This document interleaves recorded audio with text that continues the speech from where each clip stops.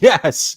What's happening, everybody? It is Friday night, actually, right now. We got the fights coming up tomorrow in just a little over 12 hours from now. We're going to be starting up on these fights. So I wanted to give out this week's Greasy four-leg parlay. I was out of the house all day today, just got home. I know that Narco Cop and Liam Picks fights right now are doing Lambeau plays. So I'm just going to give out this week's Greasy four-leg parlay real quick and then get the hell out of here so that you guys can go back to watching Lambeau plays, which is something I want to do as well right now. So let's get right into it. So leg one of this parlay is going to be the fight doesn't go to decision for Irina Alexeyeva versus Melissa Dixon. If I share my screen with you guys here, I will show you the prop template for this one. Now, we don't really have any fights here. It was plus 115 earlier. Now it's minus 110, but it's plus 100 on some other sites. But yeah, we're overpaying 14% when we compare the 50% implied probability of the line to the 35.88% fight doesn't go to decision rate for the women's bantamweight division. But the thing is that Alexeyeva fights like a wild card. She goes out there blasting like Yosemite Sam from the get-go. And she's going to be a killer be killed fighter, I think, at this level. I think if Alexeyeva doesn't get her opponent out of there in the first round, she's going to be getting finished in the second. Because the way that she fights, she's just gonna empty the tank. She's gonna go in there, try to do very quick work. And if she's unable to do that, she's probably gonna gas out. And if she gasses out, she's probably going to look for that door. And Melissa Dixon, if she gets on top of you, and you roll for a leg lock and you're unsuccessful, she's going to pound your head through the canvas. So one way or another, I see this fight finishing. And I like the fight doesn't go to decision here at minus 110. So that's the first leg here that we're going to get to. If we go up here on DraftKings Sportsbook to fight props, fight to go the distance is the furthest one on the left here. And we can just kind of scroll down here. No is minus 110 for the first leg of this parlay. Second leg is going to be fight to start round 3. Yes, for Darren Elkins versus TJ Brown. Now, if we look back here at the prop template, I'm going to show you fight to start round 3 at minus 165 here.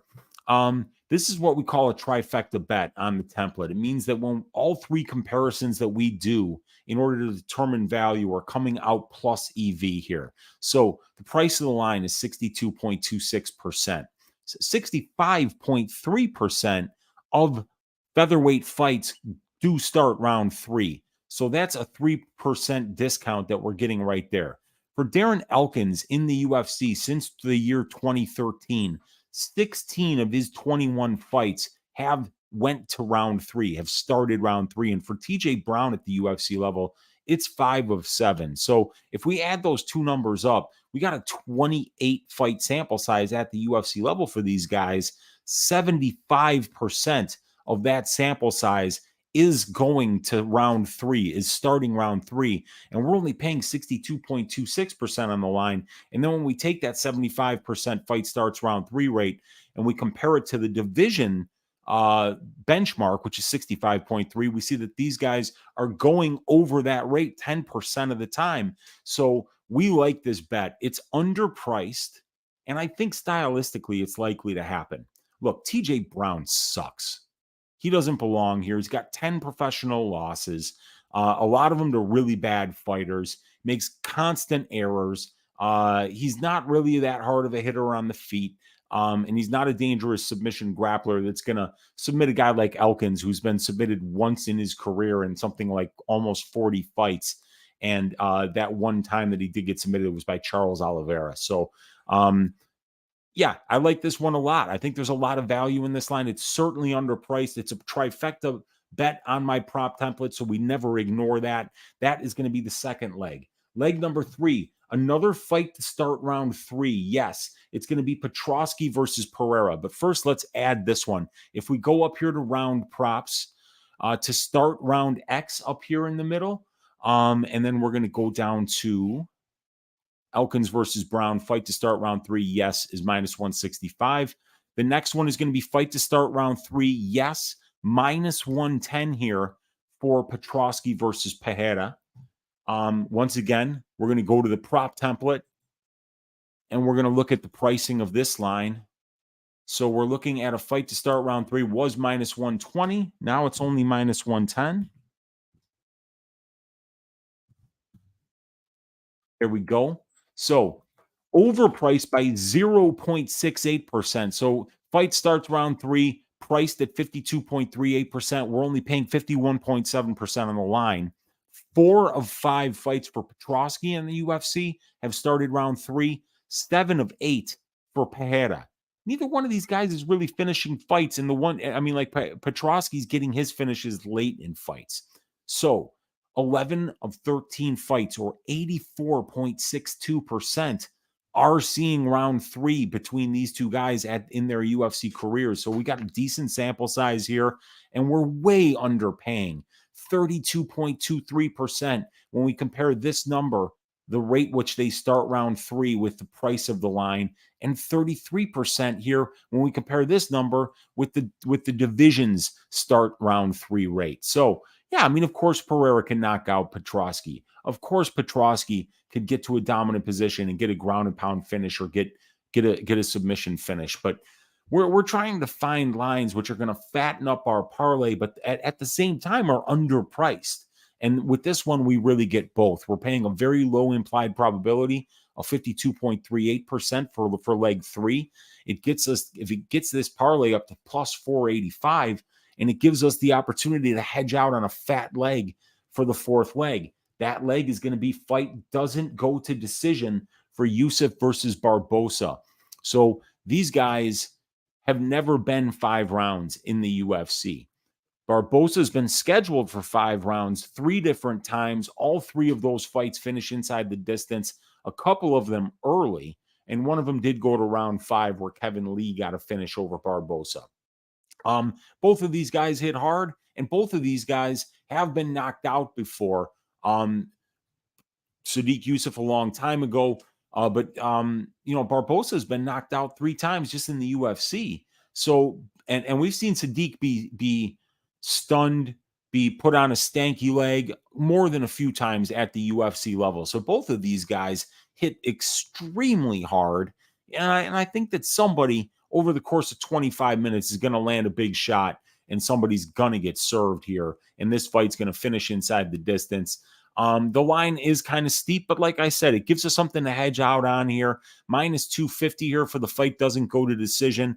All 3 of Barboza's fights have finished inside the distance, and about 57.69, or 30 of 52 fights in the featherweight division, which have been scheduled for 5 rounds since the beginning of the year 2013, have finished inside the distance. So we are overpaying there by about 13.74%, but we expect to overpay when we compare this number to this number. When the stylistic read of the gambler is going to be, yeah, somebody's going to get served. So we're going to expect to overpay there. But obviously, neither one of these guys, Sadiq Yusuff has never even been scheduled for 5 rounds. He's coming off a 1-year layoff. Edson Barboza is a very, very, very powerful striker, as is Yusuff. So yeah, we're just going to bet on violence here and say that this leg gets us all the way to the promised land here. So if we put that leg here, go up to fight props, and we just scroll down to the bottom here, Yusuff versus Barboza, no, minus 250. That brings it to plus 719 on DraftKings Sportsbook. But if we do this parlay on FanDuel Sportsbook, this line just got worse. It just went to minus 110. Now it's 714. So we can get 719 on DraftKings. So let's go to 719. This was actually just showing when I started the show that it was 725 or something like that. So we just lost a little bit of value on this line. So yeah, let's keep it on DraftKings. We're getting just a little bit better price there. Plus 719, 4-leg parlay. I thank you guys for tuning in. Just want to say what's up to the people in the chat real quick here. Prediction Chark in the room saying, thanks for the info. You got it, brother. Thank you for checking in, even though Lambeau Plays is on. Like I said, I just wanted to get this done. Had to get this out of the way so it will be here for you guys before you got all your bets in tomorrow. My guy Brandon Olson in the room saying, oi, Unc, what's up, Brandon? Thank you for checking in, man. JSJ23 saying, what's up, Unc? I like the look of this four-legger. I have not seen you here, Jazz, in a minute. Good to see you hanging out, brother. Always good to have you in the room with us. Yeah, I like this one too, man. And I always do a lot better with these over-under bets, because of that prop template, because of the analytics that I'm privy to, and because of this product that I put together for my Patreon people. It's really made me understand how to identify value in the betting markets for over-under bets, and know how to do it properly. So this is really helping. The prop template available on my Patreon. So yeah, I like the look of it too, man. Hopefully it cashes. Last week, we cashed the first 3 legs of the Greasy four-legger. The fourth one was the Grant Dawson money line. I did hedge out for a small bet on green and locked in like something like a half unit of profit, but I can't believe Grant Dawson got knocked out in the first round. That is just crazy. My guy Real Deal Prime always letting us know here in the chat that wrestling rules. You rule. Real Deal Prime. Thank you for hanging out here. Jester saying, appreciate you, Unc. I appreciate you, my man. Brandon saying, I live in a state I can't sports bet, so I've been dipping into prize picks this week. Not sure how to feel with basically any of the UFC lines there this week, though. Yeah, I think what I was putting together, let's have a look, see. We'll allow board. I was looking at the over 12.5 minutes for Pereira. Let me see. MMA.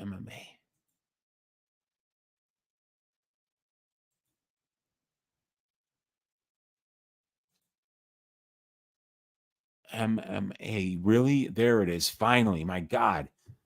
Fight time for Michelle Pereira, 11.5 minutes. I like the over there. And wow, T-Rex, 3.5 minutes. Oh my God. I kind of like the over 12.5 minutes for TJ Brown fight time, but they had C-Rod at 0.5 takedowns. That's gone now. Yeah, if you have something that you like, I would just pair it with the over 11.5 minutes for Pereira. That's what I like there on Prize Picks, my man. And Jazz saying for sure, over-under is always more faithful to the stats than money lines, I'd say. Yeah, I agree. I think also, while the stats aren't always going to tell the story, the stylistic read is so important to over-under bets as well. It's those benchmarks. They mean a lot more.